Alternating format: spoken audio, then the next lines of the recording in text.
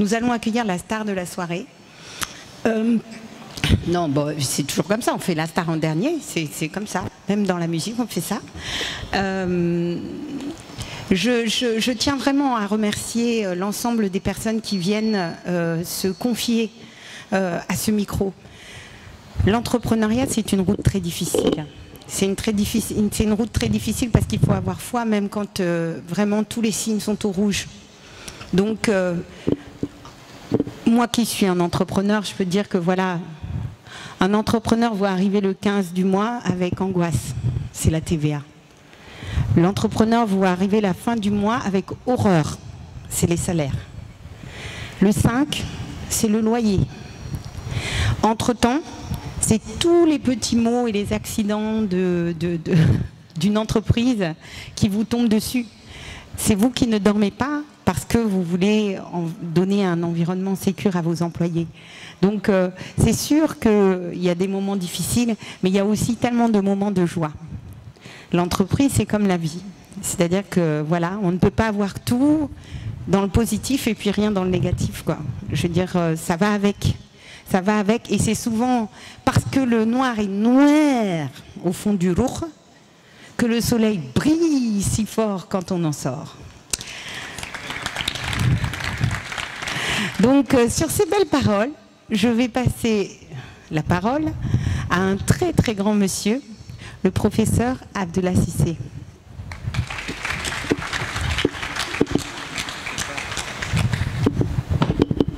Bonsoir, mesdames, messieurs. Je ne sais pas, après cette présentation, si j'aurai le courage de parler.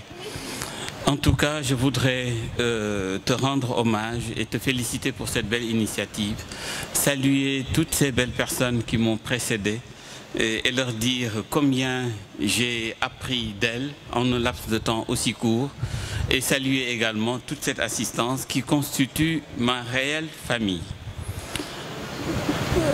Je n'ai absolument rien préparé.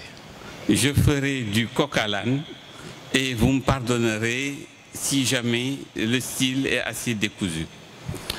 J'ai essayé de me souvenir un instant en me disant, mais en les écoutant parler, on m'interpelle sur qui suis-je, et j'ai toujours vécu en essayant d'éviter de me présenter. Et aujourd'hui, je vais dire quelque chose ou certains mots, ou certaines idées me concernant. Voilà, je suis une personne humaine. Je descends d'Adam et d'Ève. Et ma famille est constituée de toute l'humanité. Il m'arrive de parler wolof, français, un mauvais anglais, de l'arabe, mais je pense en africain. Et pour moi, c'est la chose qui me distingue des autres membres de la famille humaine. J'ai toujours été fasciné par trois lumières: l'intelligence, la bienveillance et l'amour. Et je vais vous montrer comment cela a impacté mon vécu. Quand on était plus jeune, mon père, qui m'a transmis le gène d'Adam, nous disait ceci: vous savez, vous dormez 8 heures par jour. Quand vous aurez 60 ans, vous aurez dormi 20 ans de votre existence. Ça m'avait extrêmement bouleversé. J'étais à l'école primaire et j'avais pris l'habitude donc de compter mes jours. C'est la raison pour laquelle, même devenu adulte, il m'arrive de donner le nombre de jours que j'ai vécu en oubliant mes années de naissance. Mais je vous dirai tout simplement que j'ai dormi presque 7000 jours de sommeil. Mais le sommeil est extrêmement utile dans la vie. Quand on ne dort pas, vous savez, il y a énormément de perturbations qui vont, comment dirais-je, parasiter notre cerveau. C'est la raison pour laquelle je vous recommande vivement d'apprendre à dormir et à bien dormir. C'est très important. Aujourd'hui, j'ai compris que l'état civil était vraiment un détail au vu des informations qu'il nous donne. Et j'ai préféré pour donner en général mon âge, donner l'âge de mes gènes, les gènes que je porte. Et aujourd'hui, je considère que nous avons tous dans cette assemblée le même âge et que nous avons 3,5 milliards d'années de patrimoine génétique. Et je pense que ça fait très impressionnant quand on sait qu'on a 3,5 milliards d'années. C'est plus intéressant que d'avoir 30 ans, 40 ans, 50 ans, même un siècle. Un siècle, c'est juste 30 500 jours. Voyez-vous, cela m'a conduit à observer très tôt des choses que les enfants, les garçons, les filles de mon âge ne s'y intéressaient pas. J'avais été marqué par quelque chose, le destin peut-être, me dira-t-on, que je n'ai pas choisi. Mon père m'a eu quand il avait 45 ans. J'ai des grands frères, des sœurs, de petits frères et sœurs. Je suis complètement au milieu de la fratrie. Et je suis né au milieu de l'année. Et je suis né en milieu de jour, à midi. Et ça l'avait choqué, et ça avait choqué la sage-femme qui avait accompagné ma maman en lui disant « J'ai pas l'habitude de voir des enfants qui naissent au moment où la cloche sonne à midi. » Et j'étais né donc à midi, et cela me poursuivait. J'aimais la lumière. La lumière donc de l'intelligence d'abord. L'intelligence m'a toujours fasciné. Je me suis dit, mais c'est la chose que l'on partage le plus sur cette planète. Et malgré tout, on veut nous faire croire qu'il y a des personnes plus intelligentes que d'autres. Même Einstein nous enseigne que tout le monde dans l'humanité a un cerveau pareil au sien. Et pourquoi donc certains brillent et d'autres non? Je cherchais à comprendre. Et durant tout mon cursus, je vous en raconterai quelques anecdotes, je ne pouvais pas accepter l'idée qu'une personne soit nulle, qu'une personne soit inintelligente. Comme ce qui se passe dans les familles traditionnellement au Sénégal, on m'avait amené à 4 ans à l'école coranique. Je suis resté là-bas, comme tout le monde, jusqu'à 10 ans, 11 ans. Et je suis sorti, parce que je commençais à être jeune adolescent. On n'était plus à l'âge de l'école coranique. On est à l'école primaire, on prépare l'entrée en 6e et on continue. Et qu'est-ce qui se passe? J'arrive en classe de seconde et je me dis, mais tout ce que j'ai appris à l'école coranique, je ne savais pas pourquoi je l'ai appris. Et j'en ai aucun souvenir. Maintenant, ce n'est pas mes parents qui m'amènent à l'école coranique, c'est moi qui y retourne. Je retourne et je vais aller voir le responsable, le marabout de la Dara, pour lui dire, voilà, je veux m'inscrire à nouveau. Il me dit, est-ce que votre père est au courant? Oui, il est au courant, je m'inscris à nouveau. Et j'amène avec moi tous mes amis du quartier, en leur disant, on retourne à l'école. Et une fois sur place, on était déjà plus ou moins éveillés, on comprenait plus vite, on récitait très vite. Et très vite aussi, on m'a responsabilisé en me disant, est-ce que tu pourrais aider quelques jeunes enfants à apprendre? J'ai dit, bien sûr. Mais je veux qu'on me donne les enfants qui sont considérés comme les plus nuls de l'école coranique. Ce sont ces personnes-là qui, pour moi, me laissaient chaque jour un traumatisme. Parce qu'on les battait, on les frappait. Ils étaient devenus sales, ils avaient les nez qui coulent. Et on disait chaque fin de journée qu'ils sont nuls et bons à rien. Il dit, vous me les donnez, et moi je vais essayer de les former. Les petites pièces que ma mère ou mon père me donnaient pour dégoûter, j'en achetais des mouchoirs et des bonbons. Et je venais à l'école en essayant de leur expliquer ce qu'il fallait faire, de les aider à comprendre avec le sourire, la gentillesse, bref, la bienveillance. Et ils comprenaient. Et ils récitaient. Et quand ils récitaient, je leur donnais un bonbon. Et quand ils avaient un petit problème quelque part de propreté ou autre, je leur offrais aussi un mouchoir. Jusqu'au jour où le marabout lui-même remarqua que celui qui était le plus nul de la Dara parvenait à faire une récitation exceptionnelle. Il l'écoutait souvent sur son pliant en train de somnoler. Et il attendait à la première faute pour se lever et le frapper. Et là, il l'écoute, il n'y a aucune faute, tout se passe très bien, il se réveille, il le regarde, il dit mais c'est pas un tel là qui faisait toujours des bêtises? Il dit oui. Il dit mais qui est parvenu à lui faire réciter quoi que ce soit? On lui dit c'est lui là. Et on m'appela. Et ce jour-là, ça a créé un déclic. Pour moi, c'était possible. Il n'y a pas de personne nulle.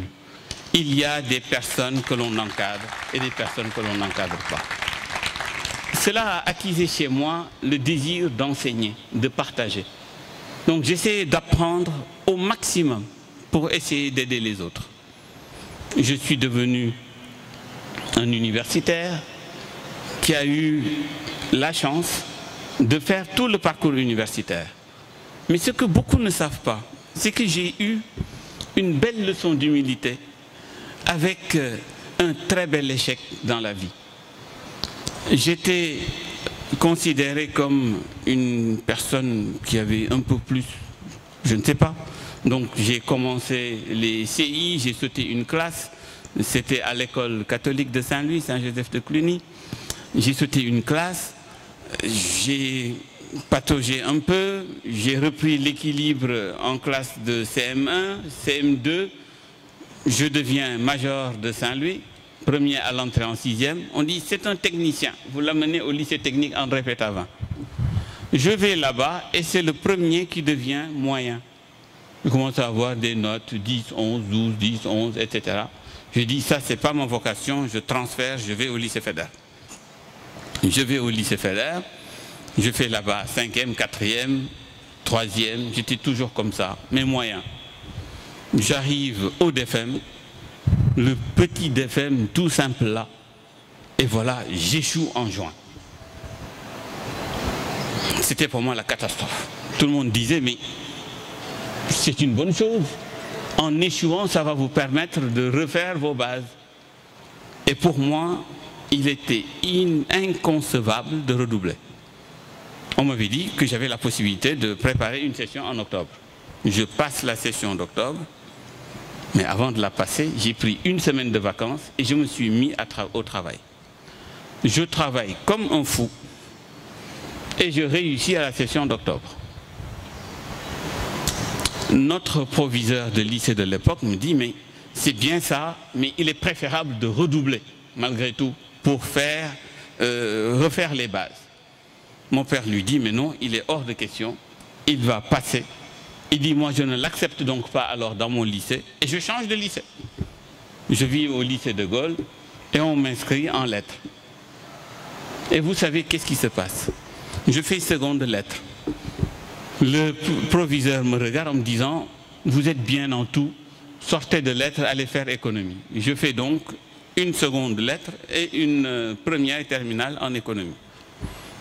Mais ce que je ne vous dis pas, c'est qu'après cet échec, de la seconde à l'agrégation, j'étais premier sur toute la ligne. Il a fallu tomber. Si on m'avait demandé d'échouer pour avoir ce résultat, peut-être j'aurais refusé. On ne sait pas ce qui se cache derrière les apprentissages. Il n'y a pas d'échec en réalité. C'est une idée reçue des hommes. L'échec n'existe pas.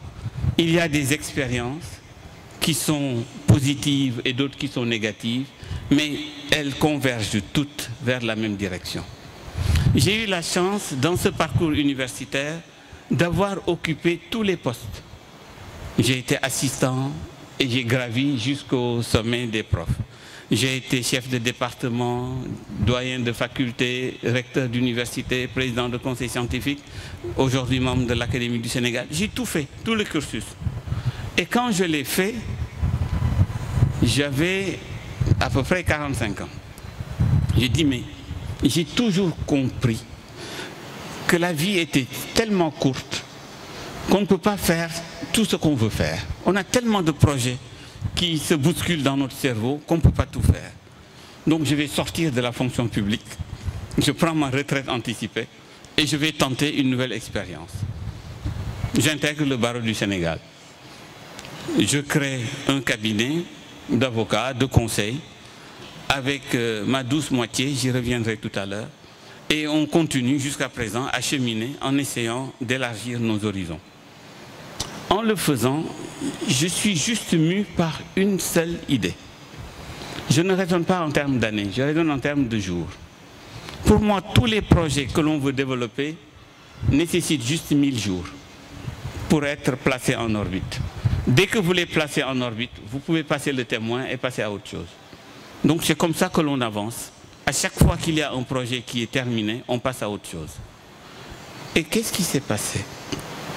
Au-delà de ces événements-là, on s'est fixé des objectifs très simples. Je dis, mais moi je ne suis ni président, ni ministre, ni député, ni quoi que ce soit, ni maire. Mais je veux que les choses bougent et changent en Afrique. Qu'est-ce que je fais? Je me suis fixé quelques petits objectifs. Un, c'était de faire en sorte que les lois changent. Vous allez me dire, mais comment peut-on changer des lois si on n'est dans aucun gouvernement et si on est dans aucun parlement? Il dit, on va faire de l'influence législative en amenant les gens, par le plaidoyer, par les échanges, par le débat, à changer. Et il n'y avait pas meilleure opportunité pour moi que le numérique.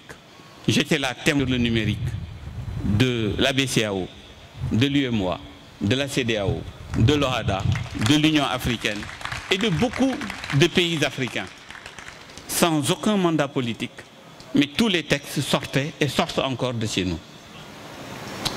Nous avons, à un moment donné, nous nous sommes dit, parce que les gens nous regardent comme rêveurs, quand nous proposons des idées, vous êtes des théoriciens, vous ne faites que rêver. À un moment donné, un ministre de la République m'a demandé d'aller ouvrir l'université de Bombay, qui est devenue l'université Alioune Diop de Bombay. Je lui dis, mais ça m'intéresse comme challenge, parce qu'il n'y a rien, paraît-il, à Bombay. Donc j'aimerais aller là-bas. Il me dit, mais réservez votre réponse jusqu'à la visite. On planifie, je vais découvrir le site, je reviens le voir. Il me dit, pas déçu? Je lui dis, mais le site est magnifique. Il me dit, mais il n'y a rien là-bas. Je lui dis, mais c'est pour cela que c'est magnifique. Moi, je ne vois pas Bombay avec son sable de latérite et ses espaces dégarnis. Je regarde ce que l'on peut en faire. Et j'irai là-bas. Je suis parvenu à convaincre beaucoup de Sénégalais de la diaspora qui sont rentrés, des Dakarois qui ont préféré rallier Bombay. Et on était là, en chantier, pour créer une nouvelle université que l'on avait baptisée la graine de lumière. Semer une graine de lumière au cœur du Baol. Amener les gens dans un endroit désertique à créer de l'espoir. On avait un petit centre à Bombay. En 3 ans, on a ouvert Ngoundiane, Lambaye, Diourbel, Dakar, ouvert un centre de santé au niveau de la ville de Bombay, avec une particularité, c'est d'aller recruter un gériatre pour soigner tous les week-ends toutes les personnes âgées qui n'avaient pas les moyens de se déplacer et de se faire soigner. Ça fait partie de la mission de l'université. Cette expérience, c'est la nôtre, on la partage. Vous avez eu la chance de la vivre en direct aujourd'hui, mais il faut qu'en rentrant chez vous, ou demain, vous alliez sur la chaîne YouTube Sen Talk Show, vous likiez la page, vous regardiez des vidéos, vous les partagez, vous en parlez autour de vous, vous le conseillez aux jeunes à partir de 15 ans. Parce que comme l'a dit le professeur, c'est les idées qu'on met dans la tête des gens qui vont déterminer leur avenir. Et il faut absolument qu'on mette dans la plupart des têtes des jeunes qui grandissent au Sénégal que le Sénégal est un pays formidable dans lequel il y a plein de choses à faire, la preuve, dans tous les domaines. Donc je compte sur vous parce que tout ceci ne fait que commencer et qu'il y a tant de choses à faire. Donc il faut vraiment le faire, le Facebook, Twitter avec Demba. Moi je me suis mis sur LinkedIn pour atteindre plus de gens. La page YouTube bien sûr. Donc on compte sur vous, on a besoin de vous. Le prochain rendez-vous est à la fin du mois parce que normalement nous devrions nous retrouver début décembre ici, toujours au Sea Plaza. Mais le mois de décembre, comme vous le savez, c'est le mois des fêtes. C'est un mois dans lequel, je veux dire ici, vous verrez, le Sea Plaza va être magnifiquement illuminé. Il y a un énorme projet d'illumination de Noël et d'animation autour du thème de Noël. Nous nous sommes dit que c'était peut-être préférable de ramener le Sentalk de début décembre à la fin novembre, exceptionnellement. Et ensuite, nous nous retrouverons dans la deuxième semaine de janvier. Donc, si vous allez sur les pages Facebook, vous verrez les prochains événements qu'on va créer dès ce soir pour que vous puissiez le mettre dans vos calendriers et en parler autour de vous. Nous étions presque 200. Ce soir, il y a quand même des chaises vides. Pour une première, je suis très contente. J'espère que la prochaine fois, nous serons 200 et plus et que nous aurons désormais à louer de plus en plus de chaises. Merci. La soirée se termine. Les intervenants sont là. Si vous voulez leur parler, c'est le moment. On peut faire un peu de rubbing shoulder en retournant à nos voitures ou en allant prendre les taxis ou les transports. Merci, bonne soirée, bon week-end.